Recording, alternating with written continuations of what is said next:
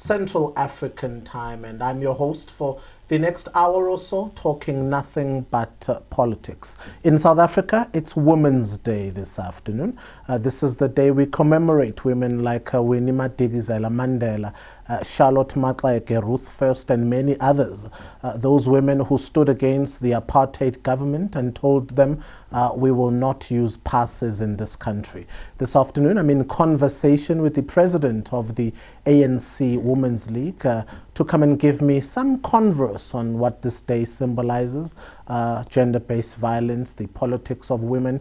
Is South Africa ever ready for a female president? We go into those conversations in a minute. And right after the hour, Mr. Adil Nchabeleng is my guest, TransformRSA president. So we have a fully packed show for you this afternoon. Don't touch that dial. I'm Sifiso, Mahlangu. You're live on Galaxy Universal Network, channel 500 on your decoder. Or if you're watching me from the palm of your hand, we're in Polotiki. These are the discussions of the day. President Dlamini, I welcome you to the show. Thank you, Sifiso. It's good to have you.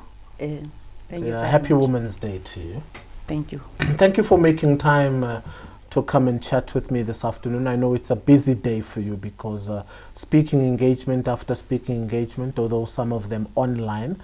Thank you for prioritizing this hour to come and chat with me. Thank you to you too for inviting us.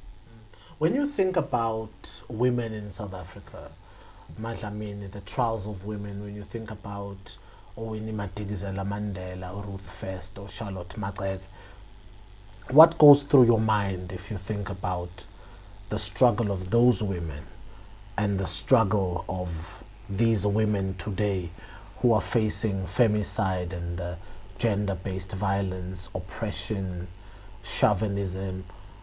What are some of the things that go through your mind when you consider the struggles of women? A lot goes through my mind. Firstly, the commitment that women before us had, the sacrifice, unity, and ensuring that future generations have a better South Africa. And these are some of the things we have to do. But also, they were very committed to resolutions of their conferences. They implemented them. If you're an organization, you just don't stand up and say, we're going to have a march today. It starts from campaigns that were there during those times. And planning properly and being inclusive, ensuring that all women from all walks of life participate in the struggle for the emancipation of women. Do you think it's fair for us to continue having discussions about women without women? You're a part of the NEC of the ruling party and a former minister of women and children, a former minister of social development.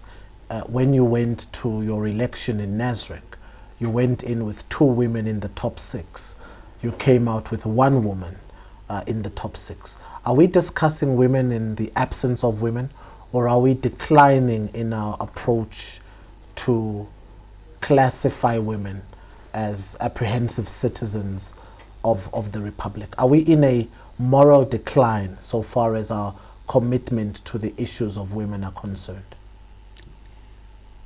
I think as we are making gains, patriarchy is strengthening itself, and there is more commitment to lip service than to actual change.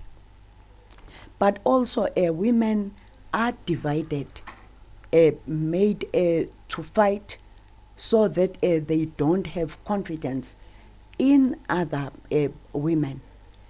We are more than 51%. We are 52% in South Africa as women, and there must be our dividend in all sectors of the society. And we must all understand that South Africa will not reach its total emancipation unless women are free. And in countries where women are free, where they represent themselves, where governments account about what they are doing practically to change the quality of lives of women, there is a development.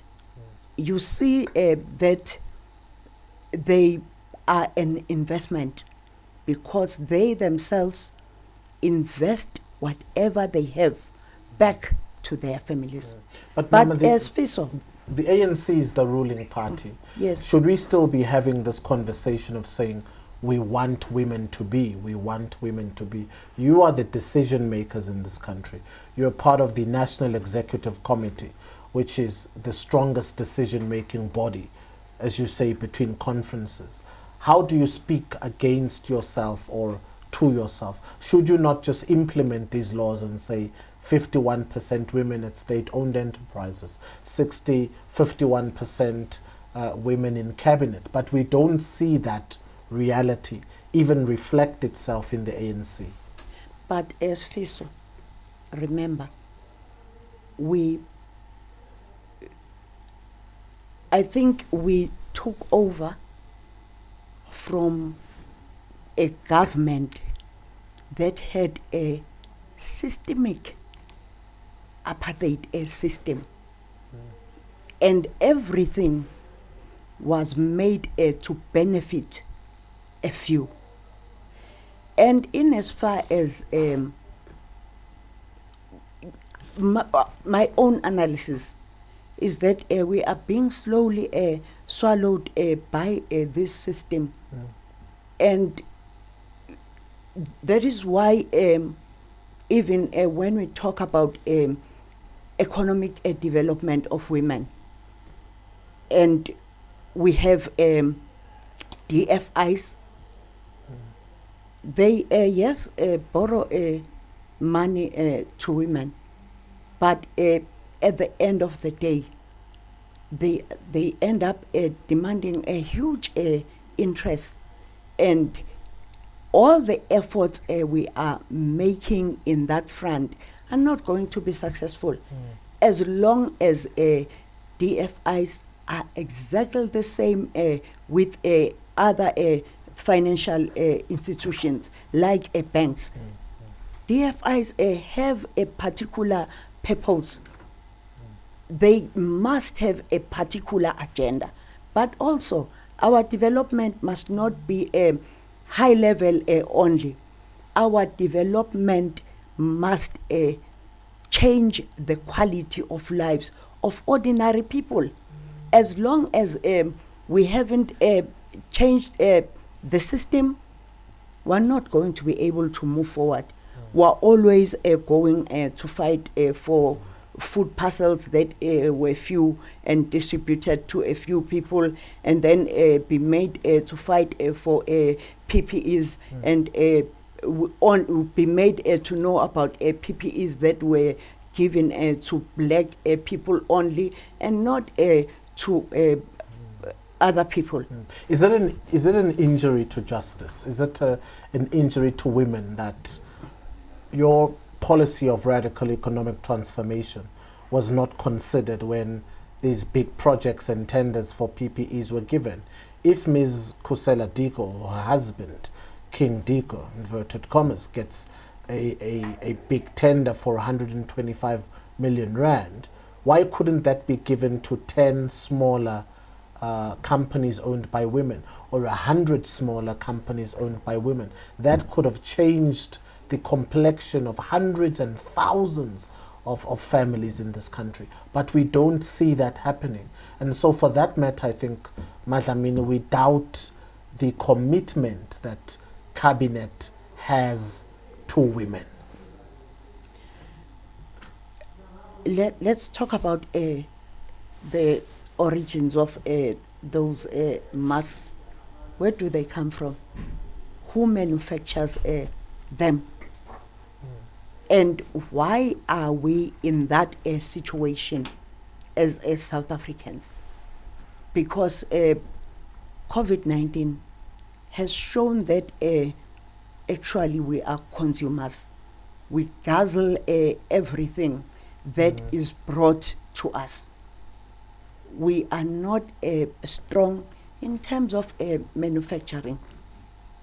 And as long as we are weak there, we're not going to be able to have our economic base that focuses on the development of all our people. Because what is important is to try and ensure that we fight poverty, inequality, and unemployment. And I think the last conference of the ANC was very clear, took decisions. And those decisions are part of making us to move towards the liberation of our people, the empowerment of our people. And our development must be based on people's participation.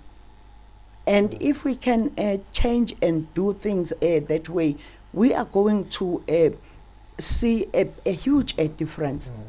But also, if at all times we want to fight unnecessarily, we are creating a nation that is degenerating.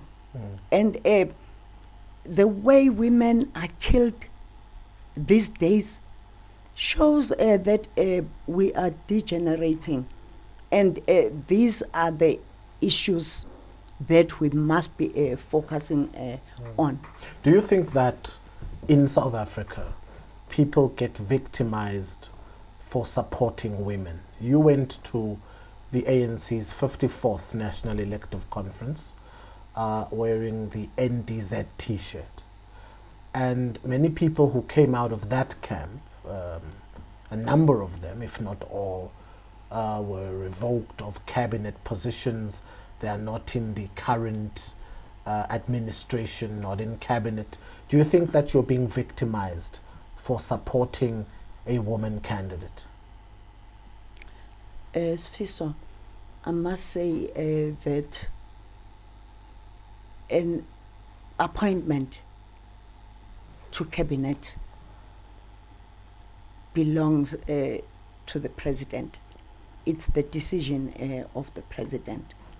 But where I'm going with this is, is it because of your choice of candidate? But also, Comrade Gwala, when we were worried about Comrade Winnie, when she was a Deputy Minister of Arts and Culture, Babu Gwala said to us, no, let Nomzamo resign, because she never joined government. She joined the African National Congress, and no one will ever push her out of the African National Congress. I think these issues are about our commitment. And if you are not appointed, there are other women that are appointed, well and good. But our lessons should be, when you are appointed, you take your mandate from women. And when you are appointed, you account to women.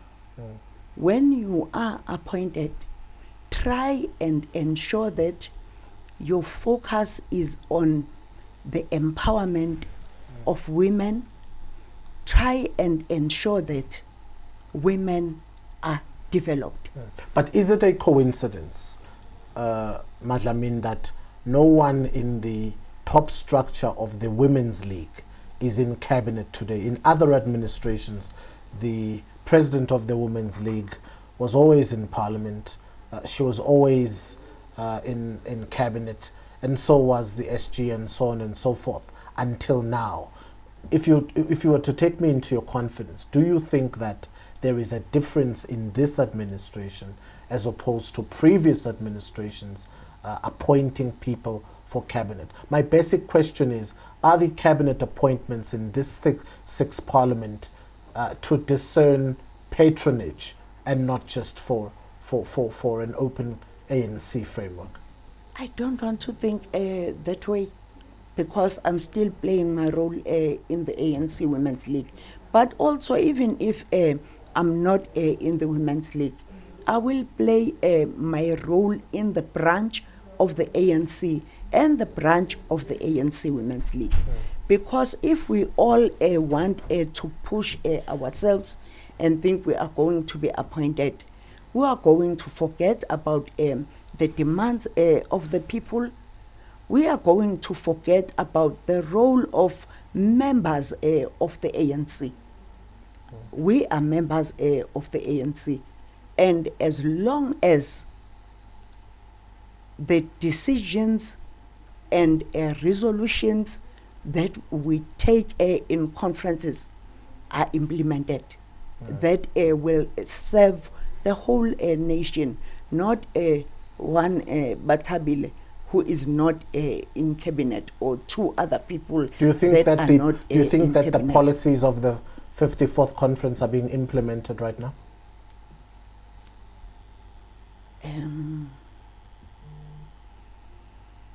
Some are, some are not. But we have an NGC to account. Because we have an NGC, we have to go and account on the progress we have made up until so far. Okay, hold that thought. Let's go to an ad break. The president of the ANC Women's League comes, want to talk Winnie Mandela, want to talk the NGC, the policies of the 54th National Elective Conference after the break. It's Women's Day in South Africa. Sitting on the hot seat this afternoon is the ANC Women's League President Bathabile Dlamini. I'm Sifiso Mahlangu. We're going to an ad break. Don't touch the dial. See you after this.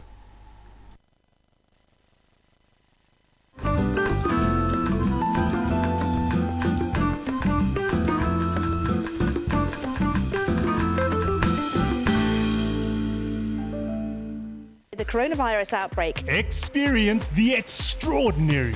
Tremendous waste and tremendous fraud. Mexico is, in fact, you will soon find out. It is a day to celebrate. We don't approve at all what's going on. Well, I don't know if it's necessarily unusual. Challenge your ordinary. Not only the government, the municipality here has had no plan. Experience the extraordinary with StarSat.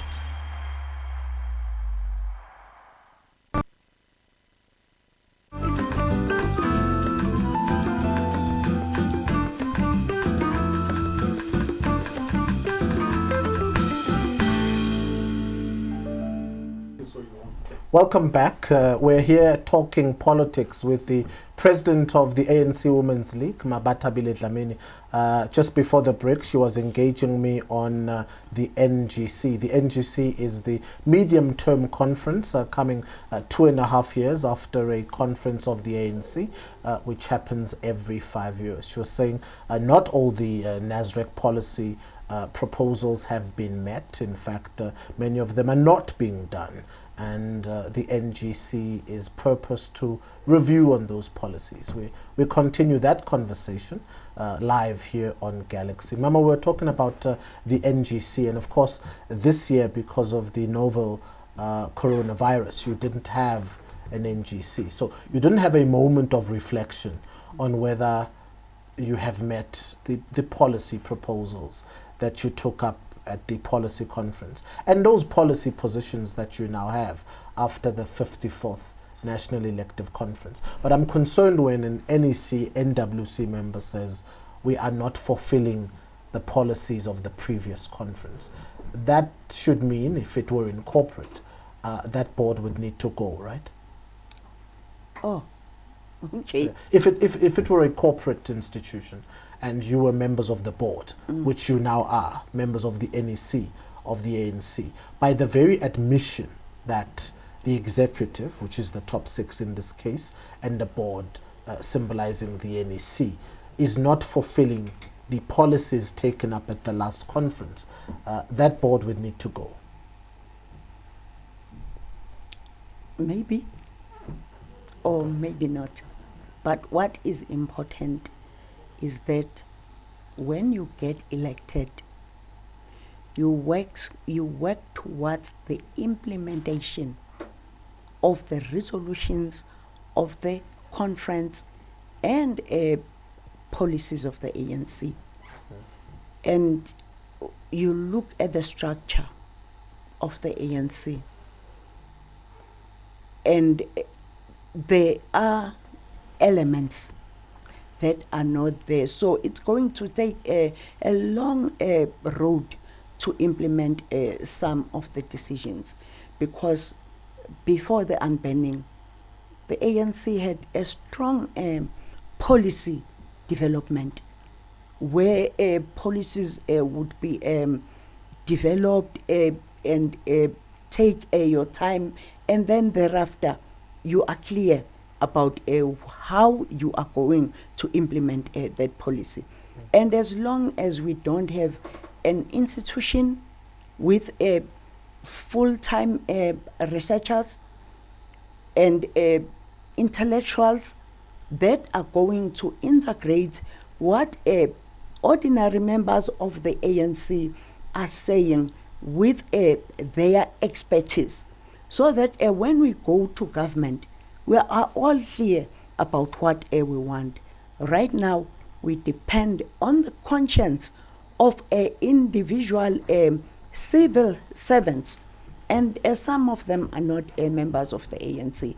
And I'm not saying we want all civil servants to be members of the ANC, but if you don't have a pot where you are going to prepare all your policy decisions, it's going to take a long process to reach your destination. I can understand that people in the public sector may not necessarily understand or believe in the policies of the ANC, but some NEC members outrightly come against the policies of the NEC. Mr. Derek Hanekom spoke out against the nationalization of the Reserve Bank or the expropriation of land without compensation. So that makes it very difficult for us to report on the ANC concisely, or administrators of government to fulfill that policy, because we don't know if the ANC is still ready to amend Section 25 of the Constitution. When you think, as the president of perhaps the biggest league in the ANC today, is the ANC ready to amend Section 25 of the Constitution, thereby bringing the expropriation of land without compensation? That process is in Parliament right now, and we believe it's going to go through. But what is important is the amendment. What is it that we are going to say if we amend Section 25? Are we going to talk about the expropriation of the land without compensation, or we would want to please people and our readiness to work the land and our preparedness to support ordinary people, ordinary women that own already, that are in the rural areas, what a development is that going to bring to our country. That's a very key for women, because yes, we can expropriate land without compensation, but if there is no proper agenda that talks to how we are going to support South African citizens, small farmers with the issues of food security, support our people in terms of ownership of property, and how they are going to use the land, that's not going to help. So we need to ensure that when we make amendments, we do not at the same time leave space for people to manipulate the whole amendment. An inclusive economy remains the pillars of a democratic society, a developmental society, one that is inclusive of women's rights. Unless this rand reaches everyone, women are still at the bottom. What do you think, as a policy proposal, does the Women's League want to present to South Africa to get women into the economy, to get women to be active participants in this inclusive economy that the ANC says it wants to build? Okay. The ANC is committed to women's economic development. But economic development goes hand in hand with education and training. Also, it goes with financing of programs. It also has to accommodate with women. For instance, a lot of women are in the informal sector of business, and therefore government must invest in the informal sector, because always focusing on a few that are in the formal sector is going to create a problem. On that thought, do you think that the government invested in women's development when you were the Minister of Women and Children? Did Treasury come to the party? Whoa, we were still talking about institutional mechanisms, but even the budget is too little. You get the budget, and a part of that has to go to the Gender Commission.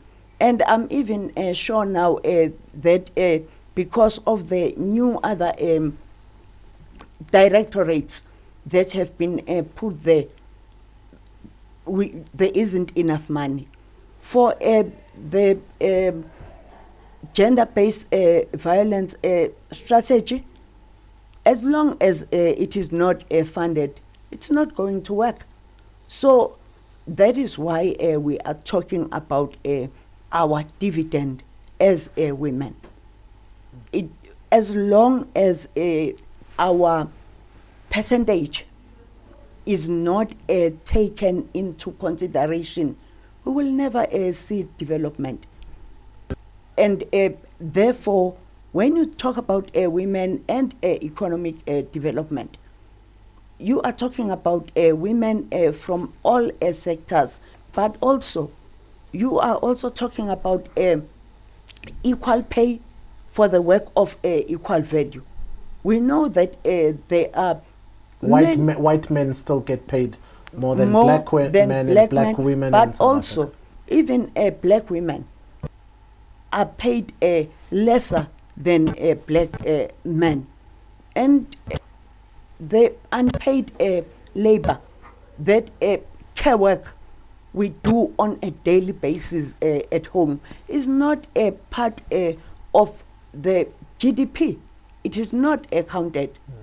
But also, we don't even sit in fiscal committees that talk about salaries, committees that talk about how the money should be distributed to different sectors of the community.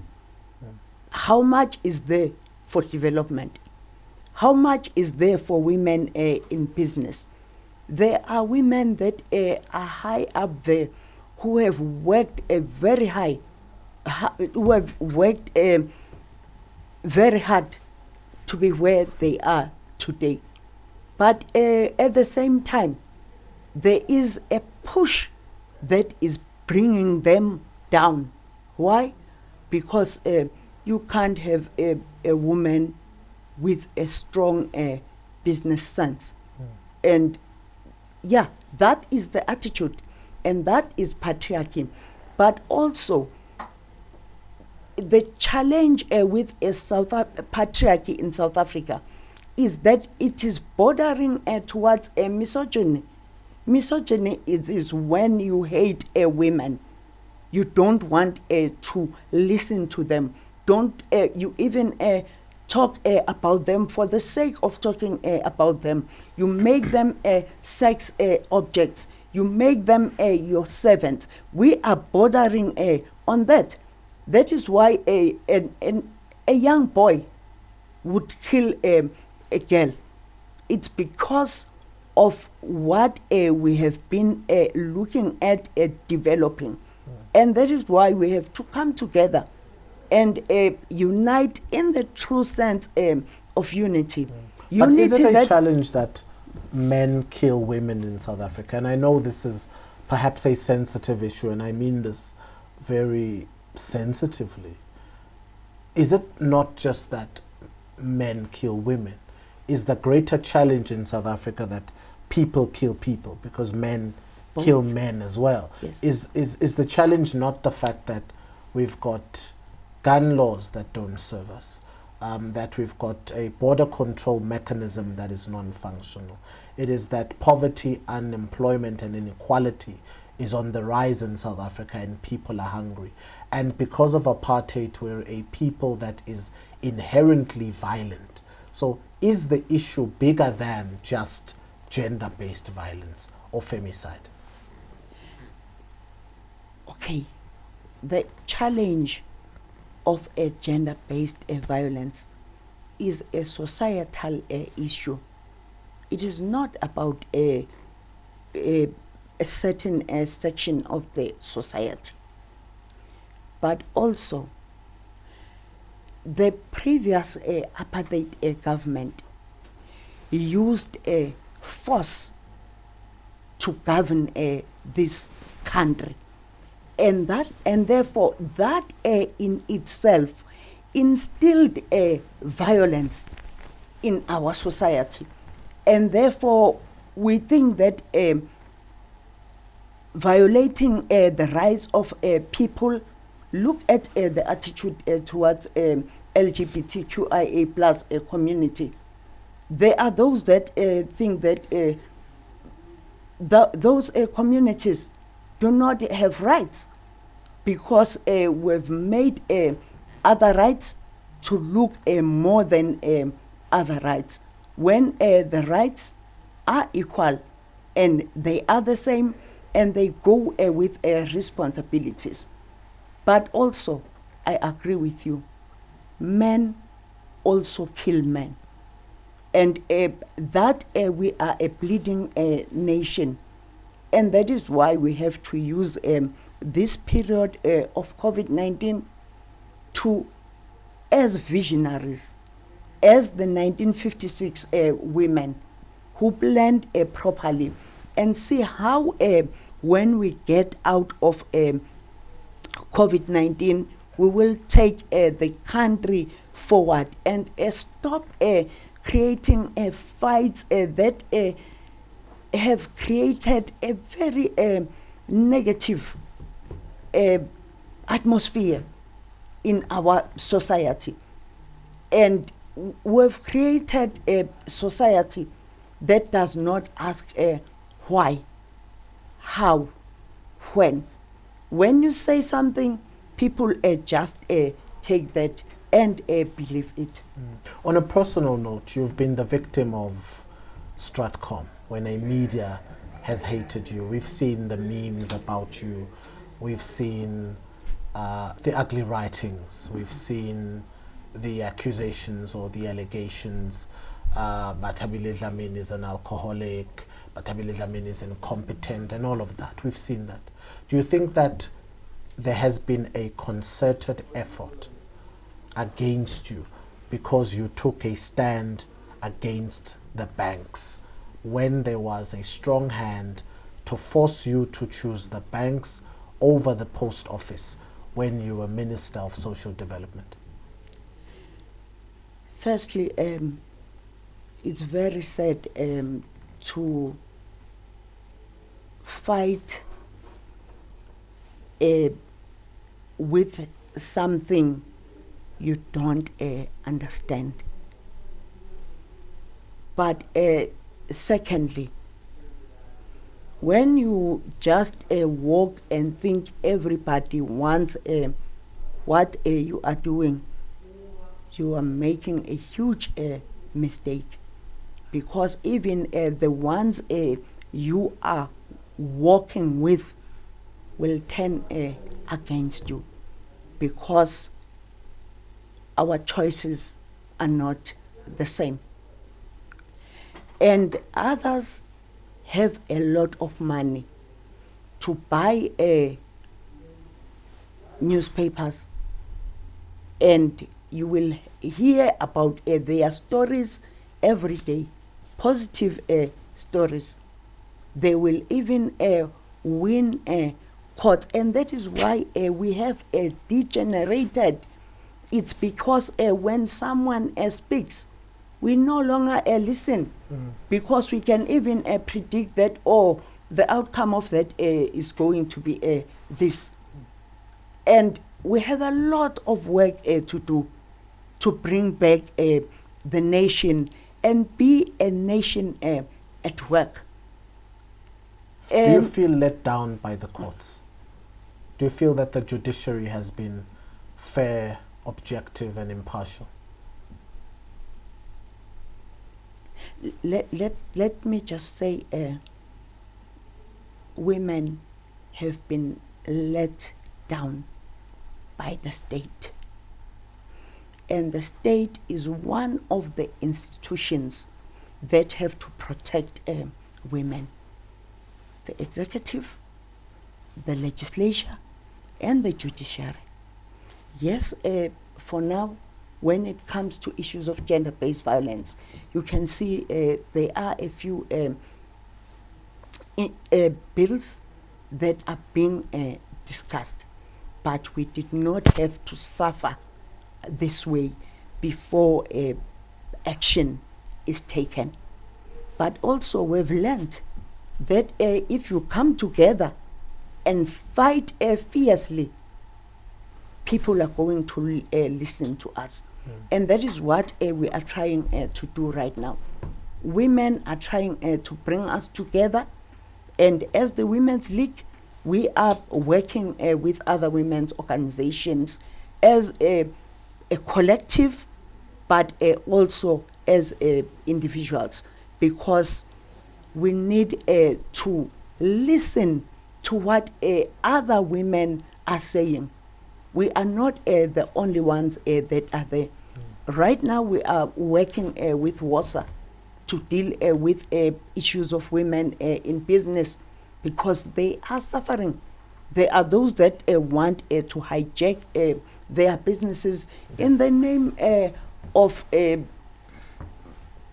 monies they are owing due to high interest that DFIs are demanding. And we're not just going to sit down, because everything we have today was not served with a tray. It was the commitment of women that were there before us. If I have to address the elephant in the room, do you think the 54th National Elective Conference was free, fair? Or do you think, like some in the NEC, that that conference was bought with money? Okay, let me leave out issues of money. ANC members are supposed to hold high levels of morality, high morals. But if you look at the conditions right now, there is poverty. And it is easy to give money people for a particular outcome. But one other thing, it's not the first time the ANC has problems. We've always... At elections, you mean? No, just problems of the organization. And the leadership has always been able to deal with those problems.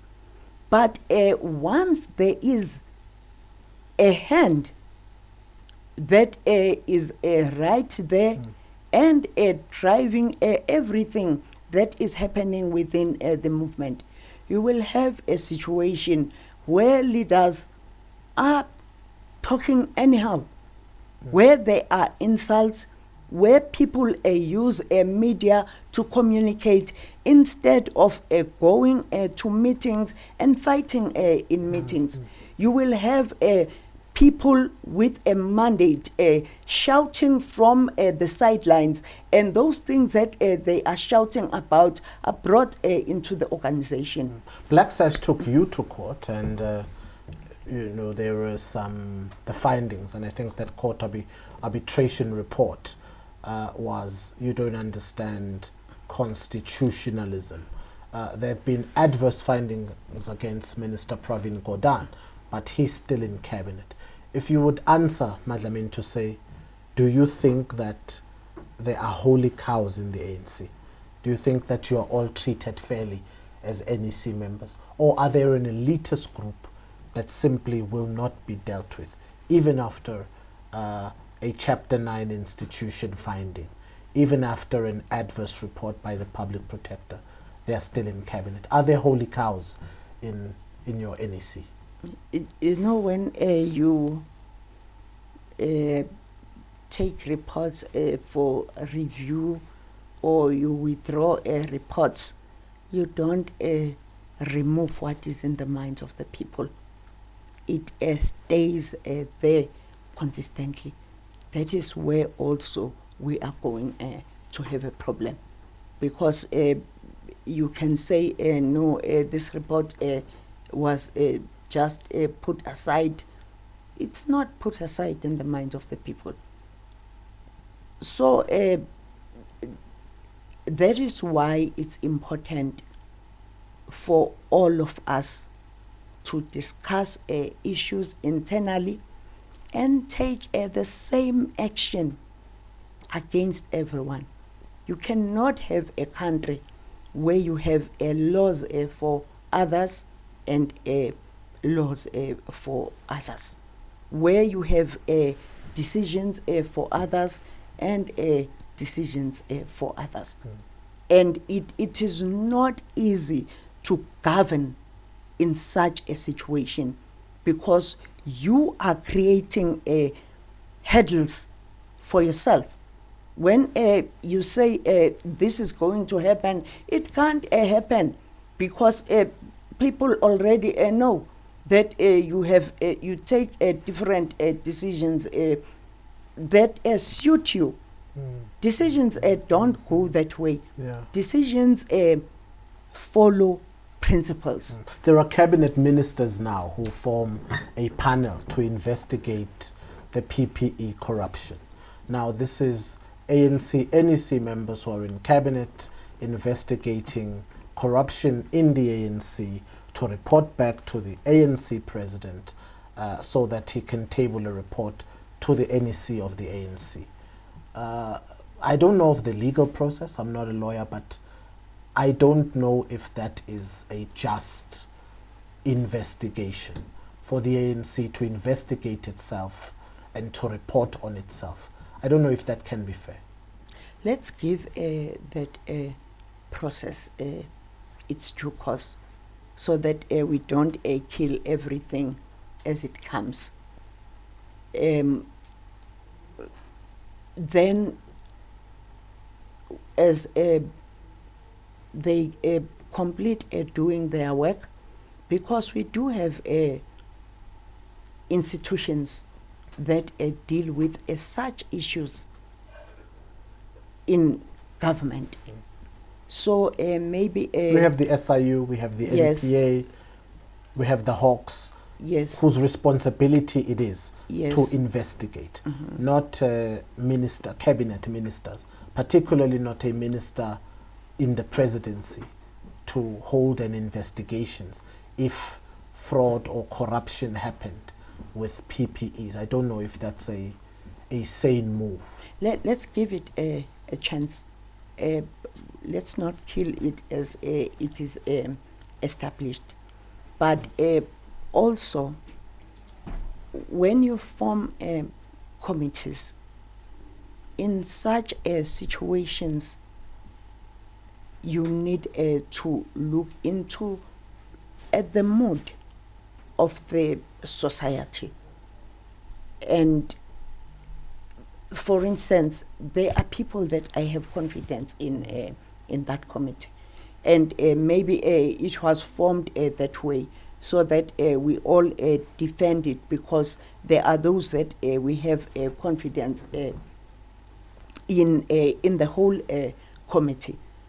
But it is also putting government on or the executive on too much pressure. Already there is pressure. There is COVID-19, and we expect cabinet to focus on the future of the country, and also this thing comes in waves, and they have to come up with solutions to deal with COVID-19.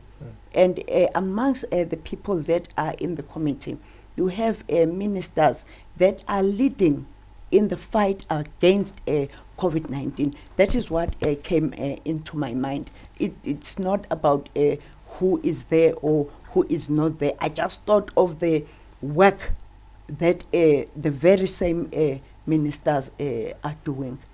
Ma'am, I know you've got to go. You're addressing the Women's League is in an hour virtually. As president of the Women's League, in this time when women are still challenged by femicide, inequality, poverty, unemployment, gender-based violence, politics, patriarchy, and all of that, in 60 seconds, if you can have a word for the black child who's watching from Linville, from Siabuso, from Duba, who says, I want to become something in this country. A young girl who's got to walk to school, to cross a river, who has to use the pit toilet, who has to collect a social grant. What do you say to that young girl? There's your camera. What I would like to say to that young girl is that what has held us up until today was the hope that was given by Charlotte Maxeke and her comrades. Hope that was given by President Dube. The hope that was given by Lillian Ngoyi and Sophie de Brain and Ma Winnie and others. And they must have a strong hope that as we move forward, there is going to be change. And change is unavoidable. And that women are here to stay. And that we are not going to stop fighting for women to be leaders and even a president of the organization. Thank you so much, Bathabile Dlamini. You've been a delightful guest. Happy Women's Day. We'll chat with you soon. Thank you. All right. We'll speak to you soon. Thanks for being here. That was President of the ANC Women's League, Ms. Bathabile Dlamini, as vociferous as ever, saying they will not give up the fight for a female president in South Africa. It's almost like the song, Yesankomota, you're waiting for your name to be called. What do you say? Your body's shaking with disbelief. Who will it be? 2022 is on the way. I see all your comments coming on my screen. We'll try by all means to answer all your questions. Mr. Adil Nchabeleng, president of TransformRSA, is taking the banks to the Equality Court. He says the banks in South Africa, particularly the top four, are not supporting black business, black business owners. They're not supporting black people, the majority, as they are losing their cars and their houses, albeit the banks had gotten billions as relief for the Reserve Bank. He speaks for himself. Just after the break, don't touch the dial. It's Polotiki.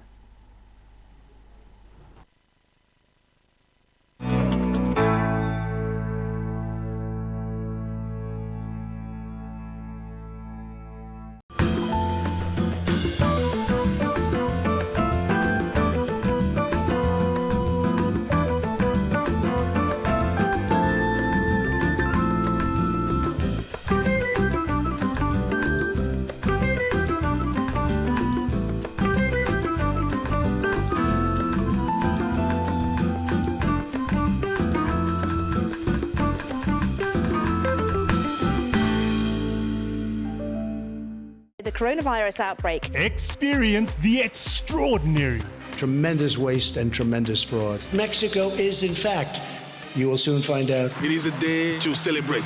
We don't approve at all what's going on. Well, I don't know if it's necessarily unusual. Challenge your ordinary. Not only the government, the municipality here has had no plan. Experience the extraordinary with StarSat. Tech Talk brought to you by Tamani Technologies and Systems. Tamani Technologies and Systems takes leadership in fourth industrial revolution. The whole world is facing a transformation. The revolution will be developed into the following stages: digitization, cyber security, Internet of Things, managed services, document management, and business applications. We provide business transformation and ICT solutions with presence in 13 African countries and 2 European countries. We are your leading partner in integrated platform providers, innovation leaders, standalone products, and innovation pace setters. Tamani Technologies and Systems, delivering value across continents.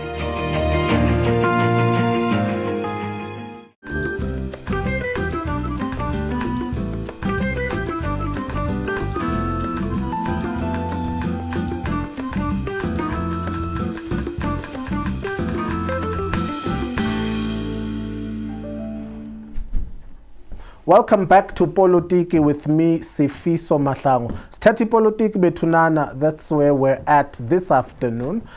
It's 4:30 Central African time, 4 p.m., Central African time. And on the hot seat, Mr. Adil Nchabeleng, president of TransformRSA, talking about the banks and the relation to COVID-19. He calls it an apartheid of sorts, banks being unsupportive, albeit having received money, billions of it, from the Reserve Bank. He speaks for himself right now. Nchabeleng, I welcome you to the show. Thank you so much. Assalamu alaikum. Wa alaikum salam. Yeah. Good to have you. Thank you. It's such such an honor. I've seen you before somewhere. In our past life. Yeah. Okay. We reincarnate. Yeah, good to see you. Thank you. Yeah, thanks for coming through. Your story made it through the headlines of newspapers in this country on Friday. Yes, we released a statement on Thursday. Yeah, give me a detail on why you're taking banks to the Equality Court. The issue that we raised pertaining to banks and the Equality Court is we have a historical unfair treatment of black people by the financial sector in South Africa, particularly being banks. They are the ones that are banking the majority black people, but at the same time, they are applying almost, if not apartheid-style banking rules, whereby blacks 25 years down the line after our democracy are still excluded from credit, are still excluded from preferential funding, are still excluded from government guaranteed funding, which has already been paid for government by government and has been guaranteed in terms of risk, are still excluded by banks for funding. Not only that, banks are targeting black-owned businesses and are targeting those businesses' bank accounts in terms of closure on respect to certain accounts that they identify and they target, and they try and frustrate those businesses in order to close them down. What do? Is you stop the flow of money, which in particular is you close their bank accounts. They cannot bank with any institution, and no institution can be able to transact with them. So there has been a strategic and really a very disruptive way of stopping black people from economically transforming by using the banks as a lever. So you're using this as a model to point out corruption in the banking sector so far as relation to the majority is concerned. You're saying they're gatekeepers, it's a monopoly. They got the money from the Reserve Bank, but they're not supporting black people, and it's apartheid-style laws. But who's responsible for this? I mean, we're 26 years into democracy. We've got black leadership in this country that should aspire to transform this economy. Who should be blamed for what you call the bank's apartheid-style mechanics? Two institutions regulate the bank: the South African Reserve Bank, Treasury as well. Treasury has issued out money and guarantees to the banks in order to finance and fund black businesses, black people, to come out of the current crisis we're sitting with, which is the lockdown, economic meltdown. None of it has happened. And when you look at the trend, is the concentration of funding within the banks is still historically apartheid concentration. It's majority white funded institutions and businesses and people and households. Minority, if I'm talking minority, I'm talking less than 10% of any funding in the bank sits in the hands of black people en masse. So you're sitting with a serious situation right now whereby when we say banks are racist and are discriminating, and banks are targeting black people in terms of using apartheid style techniques of suppressing them, which is unfair discrimination. According to the Constitution, equality courts have been empowered to look into issues of unfair discrimination on gender, on race, unfair discrimination in terms of practices, economic as well as financial. So exclusion in this case falls directly within the ambient of the equality court. For us to go and debate and actually get court judgments given by the courts to say, yes, banks have been found discriminating and unfairly prejudicing and actually unfairly discriminating black people and giving them an unfair treatment. We have heard of other stories whereby people have come forward and saying banks are charging them discriminatory interest rates. You're a black person, your interest rates are upped. You're a non-black person, your interest rates are lowered. When you're borrowing, the preferences of approving applications are based on race merit. If you're white, your application does not meet challenges. You're black, they give you unnecessary requirements and criteria, whereby mostly all fail in any way. And the other aspect of it is there are no banks that are interested in wholesale funding and empowering black businesses. And when you go down, I mean, we talk finance when we talk government and we talk politics. The South African Reserve Bank and the Treasury of South Africa sits under the South African Constitution. The Constitution is empowered by the ruling party and all the other minority parties that are in parliament, that are responsible to ensuring that whatever is embedded in the Constitution is followed to the letter of the law by these institutions. The ruling party has done nothing. Currently, the banks, in terms of capitalization, is sitting at 8.3 trillion rands in debt, in capital, on all assets that they're holding. And S&Ps have done their assessment June of last year, and they found it out, 8.3 trillion.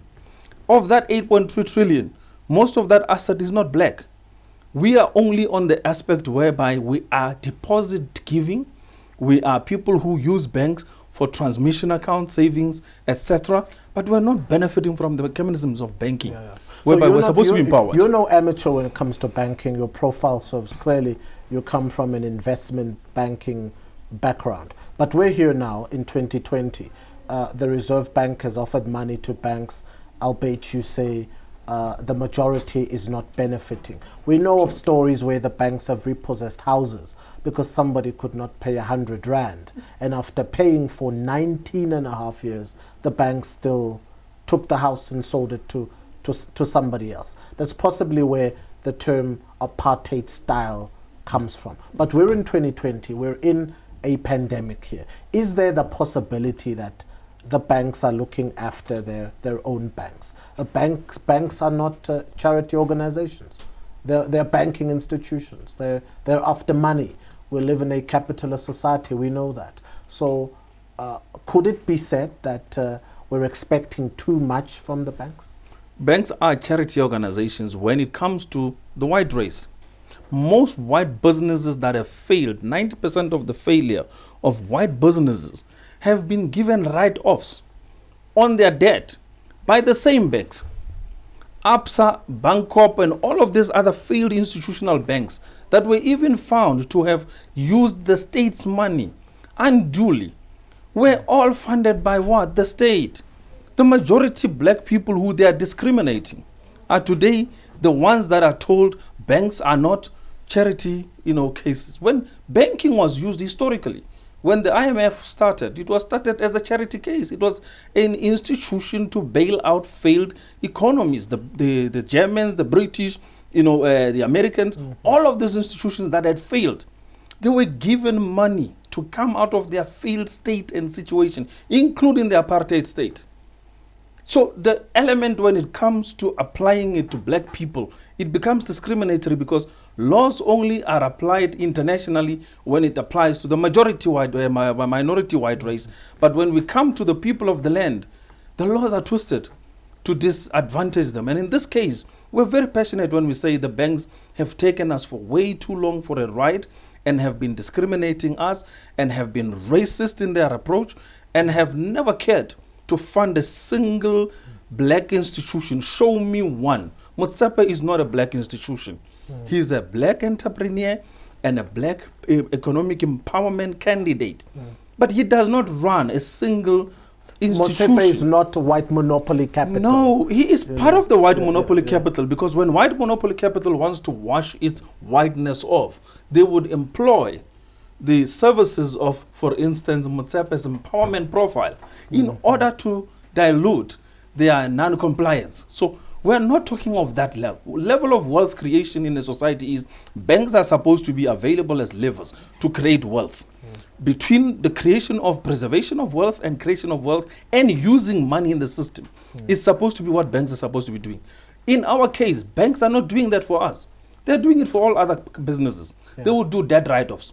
They would do debt financing. So the few South African millionaires or the few South African billionaires, black billionaires, 2 or 3 that we have, Patrice Motsepe, Cyril Ramaphosa, are not actually billionaires. You're saying they're not in banking terms. They're candidates from BEE. So, white corporations wash their money using their faces to say, here's a black face that somebody can look at. But do we have statistics, historical study to say how many people have been robbed by banks in the past? How many people have been supported or funded by black institutions? And what is the coloring thereof? Do we have a survey to use that you'll take to court? We have started the equality process survey of saying, is the financial institutions treating the South Africans on an equal, equitable basis? Okay. No, they are not doing it. Because all the complaints we're getting, a majority are mainly black people. All the issues relating to the funding and the non-funding availability of black businesses are all based on the fact that the banks are using technical tools to discriminate against giving funding for black businesses, black individuals, black households, black people in the majority. Black women, I mean, we're talking Women's Month. Today is Women's Day in the celebration of the Dompas that the women of 1956 marched in the Union Building. One of the issues was they were restricted from economic movement. It was not because they just wanted to have a jolly time running around between the cities and towns. No, they wanted to have economic mobility. And in that economic and financial mobility, they were restricted. You can't work here, you can't do that, you cannot work on that street. And as a result, women were discriminated and they had to take a 20,000 march to the Union building. But that today, in today's context, it's not reflected in our history. We talk about Women's Month, they show women, they give them tea today, they host them breakfast, wonderful. But we're not talking about their struggles. That was what informed the 20,000 women march what you say concerns me when you say those that are endorsed by white capital find protection, so Absolutely. They find good media, good publicity, they get endorsement, they're invited to breakfast and golf days, but the business people who are not washed by white capital don't make it to the top because they find very oppressive mechanisms. But are we hearing voices from the Black Management Forum, from black leadership, from black business? Do we have voice that consolidate this message to say the banks and the Reserve Bank doesn't support black organizations in this country? I won't talk of organizations because mostly, Black Management Forum, BBC and all of them are actually tools used to literally pacify a black revolt. They are not tools that are actually used as a mechanism to literally liberate black people and express their voices, because most of these institutions, their leaders themselves are given deals that they are not even able to pay for. No, the leaders themselves are big business. Yeah, but they are not able to pay for the shares that they've bought. Sandile, Sipho Pichana, half of them. All of them. Yeah. All of them. They're getting deals on the basis of debt that is non-bankable, most of it. Okay, that is not even repayable, because the institutions that are giving them those deals are giving them deals in equity that they know it's already toxic. But they do it in order to, as we said, to whitewash and make the current businesses acceptable. So-called black economic empowered or BEE credential business. But in terms of the wealth, these guys, when we talk about, for instance, black wealth, black assets, and then black income, show me one black billionaire who's sitting with 5 to 10 or 20 billion rands, who are currently referred to as dollar billionaires, in a bank as an asset. Cash, none. Do you know how they are actually called billionaires? Yeah. They do an asset, company stock asset evaluation based on his stock share in that business. That is how they equate the billionaire status. So we are being dumbed off. Musape knows these things. Brasipo Nkosi knows these things. We have many other black people, even Tokyo Sukhwali knows these things. But none of them would ever dare speak out and saying we have been played by the system that we thought when we comply within the system we will win, when it's not the case. We are compliant. We said we will work with the banks, current 5 banks. We didn't destroy them. What have we won? 26 years down the line. They have become more oppressive. They are now repossessing more asset, buildings, cars, equity, cash. They can do anything they want with your bank. So if Tokyo knows this, if Sipho knows this, what you're saying, Adil, is that the negotiations and the new parliament of 1994 and the coming of BE in 1997 was simply a custodianship of those that negotiated to say, take over this business and we'll take care of you. But the majority is not benefiting. MTN, Vodacom, Mtleko, the other shareholders of this, mobile networks, all of them took money to buy and build these networks. Today, they are not even reflected as net worth billionaires on assets that they built. Do you know who and where that money is accounted to? The shareholders that went in and brought in the bulk of the capital using the banks, who are mainly what? White monopoly capital institutions, not white people in South Africa. Most white people in South Africa are as poor as most of us. They are only workers, but there is a capital class which constitutes the 1% of black people, of white people in the capital monopoly scheme. Mainly whites who are very few in South Africa, mostly are staying in Cape Town and are residing in Sandton for work purposes, and half of them have left the country, are no longer residents. They call them non-residents, right? Are banking internationally. And they are using international institutions to literally use the South African financial system, laundering money in and out of South Africa, being funded for deals that are termed South African, black economic empowerment deals, transactions in mining, in infrastructure, in telecoms, in media, all sorts of deals, right? But those deals are not black owned, are not black controlled. When I come with a similar deal, black Adil, Nchabeleng, with a reference to a black African tribe and village, Nchabeleng, they'll look at me and say, you don't qualify, just on the basis that I'm black. But if my surname was something else, and I was Adil somebody, not referred to as a black person, do you know the likelihood that your application, just thinking that you're white, will pass quicker just on the view that, okay, this could have been a white person, and we don't know. It says, John Johnson. I applied as John Johnson. The likelihood of me getting that application approved is almost 80 to 90% higher than if I apply as an Nchabeleng. Yeah. There is already a risk associated to my blackness. I don't know how to manage money. Whether I've had 20, 30 years experience of being an investment banker, understanding how to use funds, advising funds, being able to create some of the biggest funds in South Africa, and ability to even create environment in infrastructure and institutions that are successful today in South Africans' terms, business-wise, we will still not be considered. I am one of the examples. We've created an incredible business in South Africa, but when we went for funding, we were told, no, you cannot qualify. Do you know the criteria that they set? They use MBA criteria that no business can even follow and qualify on it. But because you're black, they exclude you out of it. Our own DFIs use the same banking system and structure. So we're in a quagmire, and black organizations, and I'm not just speaking for any organization, bashing any black organization. I'm talking to the majority black people who are quiet about what they've been going through. Most of them, their assets have been repossessed. Houses, cars, their cash has been lost. Their debt levels and unbankability structure has gone to the roof on things that they could have just literally got the banks to renegotiate and refinance properly and be given enough time to rebuild. An entrepreneur never fails for life. Therefore, what needs to be done? They fail for a period.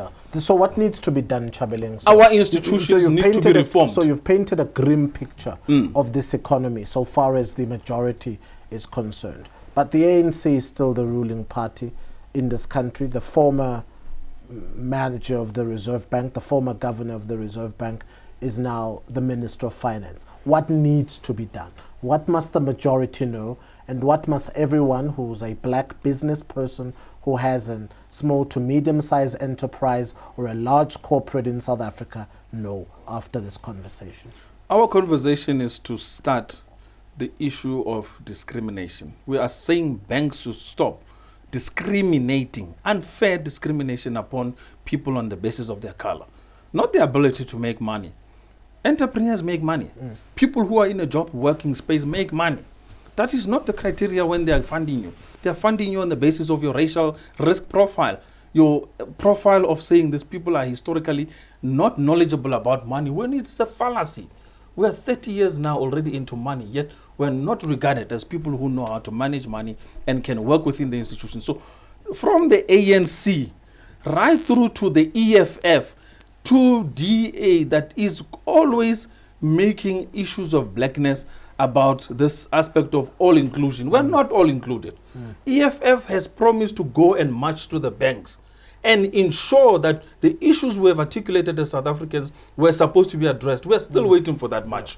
The issue of ensuring that we get wholesale funding. Banks have the mechanism to do what? To print money like it is not even tomorrow. They can create it like that. Every debt is a creation of money. Yet they only create it for an exclusive few in a society. They create this elitist preserve, black and white, by the way, that are funded for deals. When they fund deals that are currently using PIC security money and transactions, and they are buying into some white companies, you know what they do? They create the debt and then they write it off as a loss after 6 to 12 months. That debt is lost over to the bank. So who's been actually using who?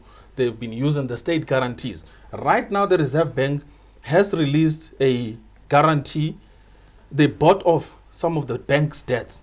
Okay. They pushed up their liquidity. They bought off their debt, right? They pushed up their liquidity, which is called quantitative easing, but they refused to call it quantitative easing.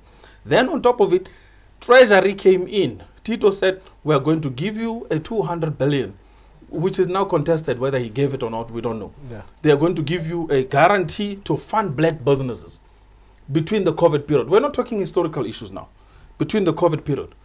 Tell me how many black people are walking around today extremely excited about the state and the current state of affairs of the banks, having funded our black businesses, having funded black households, having ensured that there could be mortgages, brand new books of mortgages created, brand new books of asset financing, capital asset financing, of financing mechanisms for us to create money in the economy. None of it has happened.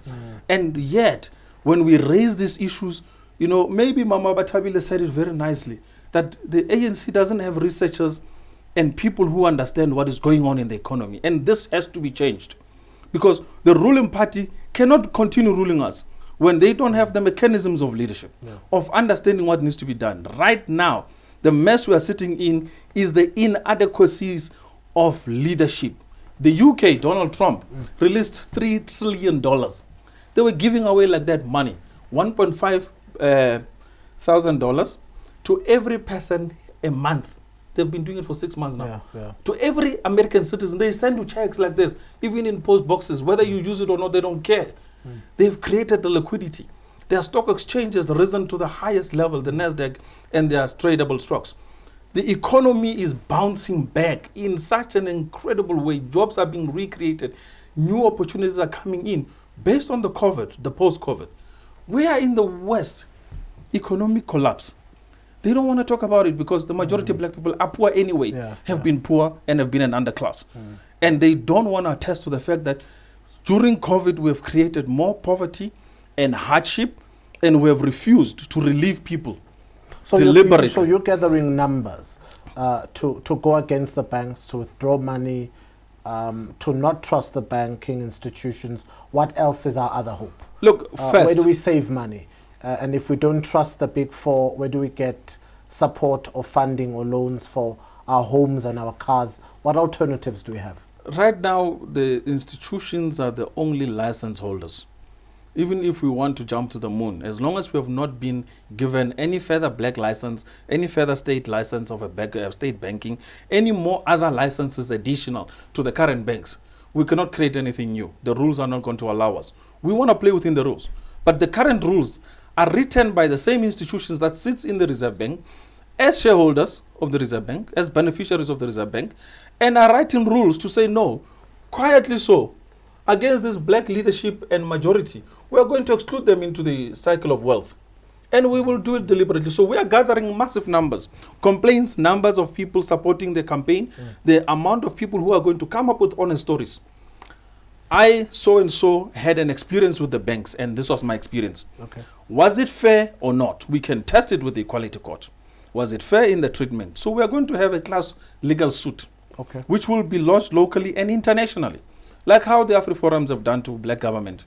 They've complained to them internationally. We're going to complain about the current institutions, the 5 banks that are majority WMC owned, white monopoly capital owned. And we are going to come up with campaigns. One of the campaigns is that the banks must now come up with a plan of action on what they are going to do between the launch of our campaign to the point where within 6 months we can measure how much money was flown into the economy, how much applications were approved, which new businesses have been created, which businesses have been capitalized. On the aspect of funding students, new business owners, people going into households, helping people with financial payment schemes, all the requirements that are legislated for banks to hold a license. We are going to hold them accountable for that so that they can report to us and say, we've created these mechanisms. Right now we've got books of businesses that they were supposed to have been approved by the banking schemes, including the South African Development and Finance Institutions. Those books are refused to be approved because these people are withholding money and they are hoarding capital and cash much needed in our economy today so that they can impoverish the black people. We're talking about land, which by now, today, you should be seeing rising skyscrapers of new buildings coming up to host this new economy. And none of it is happening. Yeah. So the banks must be held accountable. The leaders, from President Cyril Ramaphosa, by the way, who is building himself a 500 million rand house, he must show us that even when his aspirational lifestyle says, I want to live in a 500 million rand house, I want my people too to enjoy the same benefits of having an equal, if not almost level line lifestyle. So he has to be the exemplar and saying, banks, please let my people go and give them money to go and make profit and make an economy that we can all enjoy. So he must speak like must Pharaoh. lead. Yeah, we're out of time, but you've been a great guest. Thank you. Okay, that was Adil Nchabeleng, president of TransformRSA, vociferous against bank and the bank laws in South Africa. I hasten to say, my fellow viewers, that these comments and these thoughts by Mr. Nchabeleng are not necessarily those of Galaxy Universal Network. He speaks in his own personal capacity and that of TransformRSA. Follow him on all his social platforms. We want to thank our previous guest, Ms. Bathabile Dlamini and Mr. Adil Nchabeleng. We'll be following that story. TransformRSA takes on the banks of South Africa. Thanks for watching. My name is Sifiso Mahlangu. Happy Sunday to you, to all women watching this show tonight, this afternoon. Happy Women's Day. Be safe. Yeah, you know, we love you. Sintanda Kulu. Yeah, Galaxy Universal Network, channel 500 on StarSat. From me, pray for South Africa. So good night. Thank you so much.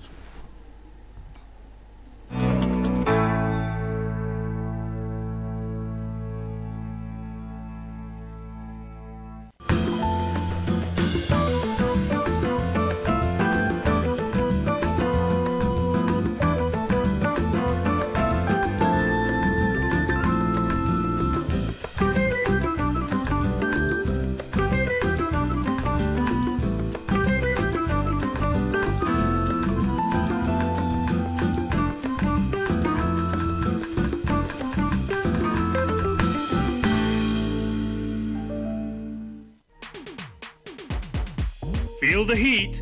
Chicken portions are an easy way to feed a crowd. I've just started to incorporate all my ingredients. We're going to put this inside of a hot cast iron skillet. You want to really fill up on great protein. It's now time to sample the chef's dish. Look at this. I know. Like that? Feel the excitement. The chicken is on the spot. Feel the heat with StarSat.